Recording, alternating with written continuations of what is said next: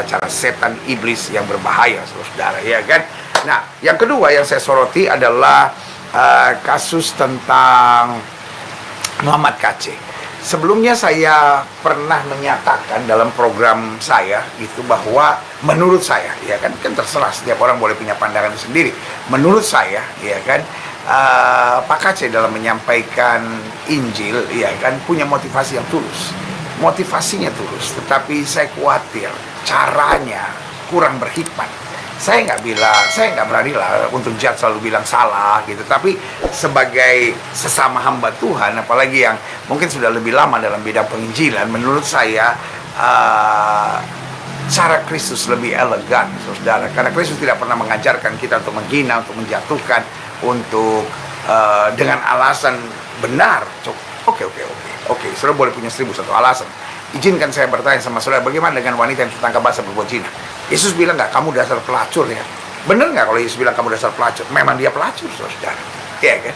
Tetapi Yesus datang untuk memberi kekuatan, untuk memberi semangat, bukan untuk dengan alasan benar lalu bisa berbuat seenaknya, saudara, ya kan? Kalau misalnya kita lihat sesuatu yang salah, kita kan nggak usah bilang, wah salah, dasar nggak benar gitu, nggak usah, saudara, karena Alkitab sudah bilang, apa yang kamu tidak ingin orang lain perbuat kepadamu, jangan perbuat itu pada orang lain. Sudah ingin nggak? Alkitab sudah dimaki-maki, dihina-hina, iya kan? Dengan alasan benar, ya memang menurut mereka itu bukan firman Allah kok. Yesus bukan Tuhan kok, Yesus hanya Nabi kok. Karena standarnya sudah beda, saudara. Standarnya itu beda gitu. Jadi, saudara yang kasih dalam Tuhan, mari kita tinggikan Yesus saja gitu ya. Itu udah pernah saya sampaikan, saudara. Dalam penyampaiannya mungkin ada yang kurang hikmat, dan untuk itu dia secara negara satria, saudara, siap untuk mempertanggungjawabkannya dan siap untuk diadili, karena sampai hari ini kita harus ada dalam pemahaman bahwa tidak boleh kita menyatakan bersalah sebelum hakim menyatakan salah, saudara, ya kan? Jadi kita harus praduga tak bersalah istilahnya, saudara. Jadi kita nggak bisa bilang beliau salah, tapi beliau akan berdiri di pengadilan dan akan mempertanggungjawabkan perbuatannya. Tetapi saya baca-baca koran, saya miris, saudara, karena kok kelakuan barbar masih ada di dunia modern, saudara. Orang udah masuk penjara, which is ya salah, ya kan? Yahya Waluni juga masuk penjara gitu. Lalu ada orang yang tiba-tiba kemudian bilang, dan yang sangat menyedihkan, ternyata beliau dianiaya. Ada gambar wajahnya sampai bengep-bengep gitu, saudara. Dan yang lebih menyakitkan, dikerjakan oleh polisi bintang 2. Polisi bintang 2. Alasannya begini, semua orang udah marah karena itu biar saya yang menjalankan, karena kalau saya mau hukum saya tahu terukur.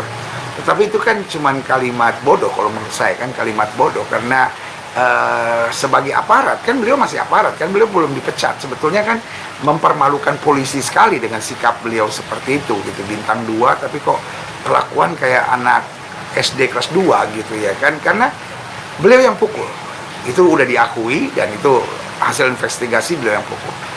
Tetapi cara pukulnya menurut saya juga pengecut sekali, karena Pak KC-nya dipegangin. Itu yang saya baca. Dan itu, itu tindakan yang kalau kita, saudara-saudara yang mungkin laki-laki ya, yang mungkin pernah berantem gitu di zaman dulu, itu kita nggak mau berantem sama orangnya dipegangin. Karena itu hanya tindakan perempuan yang kayak begitu. Itu orangnya harus pakai rok tuh kalau begitu kelakuannya gitu. Jadi orangnya dipukul, itu dia mukul gitu. Itu kan norak sekali gitu. Dan bukan hanya itu gitu. Jadi makanya beberapa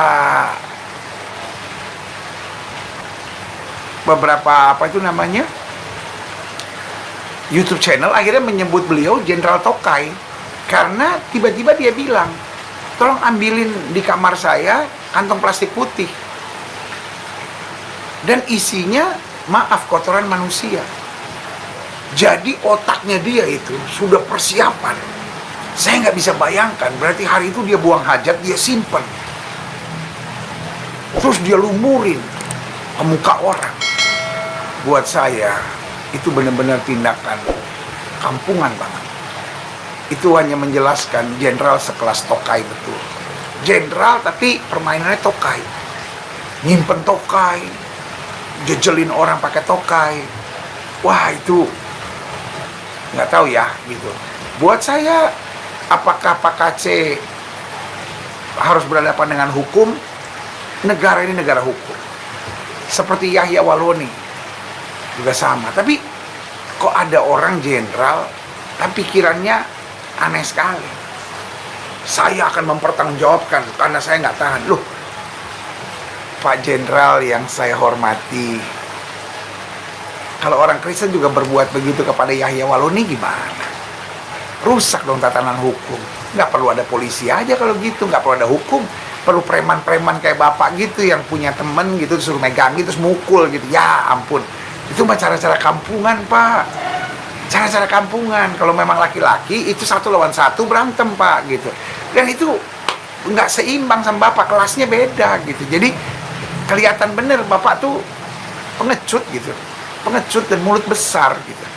Tapi kotor, mulutnya kotor, perbuatannya kotor gitu. Masa lumurin orang pakai tokai itu kan, aduh, kalau menurut saya hina banget gitu. Tapi kita doakan bapak, nggak ada kebencian dalam hati kita. Kita doakan supaya Tuhan Yesus jamah bapak gitu. Karena saya percaya bahwa manusia boleh mereka-rekakan yang jahat, Allah mereka-rekakannya untuk kebaikan. Dan bapak itu kan ditangkap soal koruptor kan gitu. Jadi bapak bisa bayangin nggak kalau ada orang yang berkata begini gitu, saya juga cinta dong bangsa ini, saya nggak terima bangsa ini dikorupsi sama orang yang polisi bintang 2, karena itu saya mau hajar orang itu. Kacau nggak gitu. Jadi otak bapak sebagai jenderal bintang 2 itu nggak sinkron. Jadi sangat mempermalukan polisi gitu. Polisi itu malu gitu, apalagi anak bapak juga polisi gitu ya kan. Kok bapaknya yang bintang 2 yang harusnya memberi contoh dan teladan, ini kok tidak memberi contoh dan teladan gitu ya. Jadi kami masyarakat, dan ini bukan hanya karena Pak KC itu Kristen gitu ya kan, tetapi kalau ada jenderal polisi lumurin muka orang pakai tokai gitu, lalu dia sendiri koruptor, mending kalau dia bersih lagi gitu kan. Bapak kan udah terbukti bersalah kan secara hukum kan, jadi bapak nggak bisa lari lagi gitu. Bapak polisi kok, bapak ngerti kok gitu ya kan. Dan sebetulnya kok saya juga cobalah lindungi kan, biasa kan begitu, tapi ya memang udah nggak bisa gitu ya kan, karena memang kondisinya salah gitu. Jadi karena itu saya berterima kasih kepada polisi yang benar gitu ya kan. Dalam hal ini misalnya Kapolri, Kabareskrim, Kadif Propam, Dirtipidum, yang akhirnya mengambil langkah tegas. Karena kalau di tahanan Kabareskrim saja bisa terjadi manusia-manusia seperti itu gitu, karena mungkin kan penjaga-penjaga masih takut kan karena dia jenderal kan, jadi bisa berbuat seenaknya. Nah, mudah-mudahan ini menyadarkan bahwa jenderal ini menurut saya sudah terpapar radikal gitu, karena dari suratnya itu gaya orang radikal banget gitu ya kan. Itu gaya kelompok-kelompok pengacau radikal lah gitu, khilafah lah gitu, yang gayanya pokoknya hukum tuh nggak penting gitu, hukum tuh nggak beres gitu, polisi nggak bisa buat apa-apa. Padahal dia polisi dan anaknya polisi. Sangat menyedihkan. Jadi kita berdoa supaya yang terhormat bintang 2 Jenderal Napoleon Bonaparte, bapak orang salah loh Pak, bapak orang ketahuan, sudah dihukum Pak, masih juga buat tindakan-tindakan seperti ini. Jadi ya kita doakanlah di masa usia lanjut ini, biar sementara ada di tahanan bapak sadar gitu bahwa biasanya kan orang kan kalau di tahanan kan, oh semua salah, sini salah, polisi salah, oh Joko Chandra salah, Kapolri salah, Dirtipidum salah, Kadif Propam salah, Kabareskrim salah.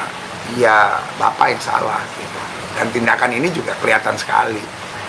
Bapak sama Pak KC yang lebih tua dari bapak, lebih kurus, yang kalau bertanding nggak sekelas Itu aja Bapak suruh orang pegangin, Bapak pukulin.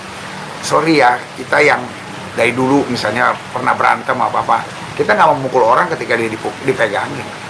Itu norak, itu cengeng, itu pengecut namanya. Hi everyone, don't forget to support my father's channel, God Ministry on YouTube. Don't forget to like, comment, and share. Iya kan, kita mau mukul, kita nggak mau dipukul. Tapi waktu Bapak main dengan tokai, nilai Bapak langsung rendah. Hanya jenderal koruptor aja udah cukup keras. Sekarang jenderal koruptor dan jenderal tokai Bapak itu. Gitu. Jadi kita doakan ya Pak ya, supaya yang terhormat Bapak Jenderal Bintang 2 Napoleon Bonaparte segera sadar bahwa tindakan-tindakan mukulin orang di penjara itu nggak tahu ya, ini tindakan dari orang yang sebetulnya otaknya sudah dipapar oleh kuasa kegelapan, setan-setan dan iblis-iblis. Tapi kita berdoa supaya Bapak sadar tindakan seperti itu, karena kan kalau nggak ada kesadaran ya merasa paling benar sendiri, semua orang benar, semua tindakan. Tapi Bapak pikirin aja gitu, tindakan seperti itu. Kalau ada orang yang cinta Republik Indonesia dan ngerasa, wah ini orang ini apa tuh koruptor, saya mau pukulin dia, Bapak rela nggak? Karena tindakan Bapak salah, ya kan? Lalu kalau yang Kristen, oh ya awal nih, oh saya tersinggung, saya mau pukulin dia, rusak bangsa ini. Polisi bubarin aja, hukum bubarin aja, pengadilan bubarin aja, preman-preman seperti Bapak aja yang suruh jalan-jalan di pinggir jalan. Tapi Bapak juga pengecut sebetulnya, pengecut saya. Nggak berani berantem sama Pak KC aja, Bapak suruh pegangin, ya kan? Jadi nilai Bapak langsung kita tahu lah. Jadi kita doakan supaya hal-hal baik boleh terjadi, dan kita berdoa supaya oknum-oknum polisi seperti ini semakin berkurang lah di bangsa ini, karena kasihan gitu polisi yang berjuang setengah mati, polisi yang bekerja baik rusak namanya cuman gara-gara jenderal koruptor, jenderal tokai ini gitu. Tapi ya kita doakanlah supaya Bapak mendapat pencerahan, karena tidak ada yang terlalu rusak sampai Tuhan gak bisa jamah, tidak ada yang terlalu buruk sampai Tuhan gak bisa pulihkan. Kita doakan Pak Jenderal Napoleon Bonaparte, ya mungkin lagi kesambat setan lah, makanya perbuatannya seperti itu gitu. Mungkin dia juga stres gitu akibat masuk penjara, bintang 2, mimpinya udah kan malu dong ya kan, udah bintang 2 tiba-tiba masuk penjara gitu kan. Jadi mau buat hal gitu supaya dihormati orang, kan sekarang dipuji-puji, wah jenderal membersihkan dosanya lewat perbuatan itu, apa gitu ya kan. Tapi nggak apa-apa, kita doakan lah gitu ya. Jadi umat Kristen kita doakan secara khusus Pak KC, kita doakan penjara-penjara supaya tidak lagi ada tindakan-tindakan barbar. Kita doakan supaya orang-orang yang dalam hatinya dikuasai oleh kebencian dan roh-roh keji seperti ini mengalami jamahan Tuhan. Dan buat keluarga Pak KC, langkah memang berat, ada jalan yang mungkin kurang berhikmat dalam sikapnya, tetapi Tuhan Yesus akan kuatkan melewati semuanya. Dan Alkitab bilang, melewati lembah kekelaman aku tidak takut bahaya, gadamu dan tongkatmu menjadi penghiburan bagi aku. Dalam hidup ini meskipun kita salah, kalau kita minta ampun sama Tuhan, kita minta kekuatan, pasti Tuhan beri kekuatan. Tapi sekali lagi saya bukan dalam posisi Pak KC salah atau benar, lalu Pak Yahya Waloni salah atau benar, bukan itulah urusan saya gitu. Masing-masing kita tahu bahwa langkah-langkah apa yang harus kita buat. Intinya iman Kristen itu sederhana. Apa yang kamu tidak ingin orang lain perbuat kepadamu, jangan perbuat itu kepada orang lain.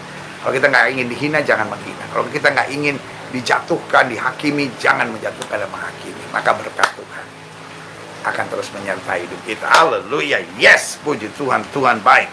Tuhan baik. Tuhan baik. Tuhan baik. Haleluya. Tuhan baik.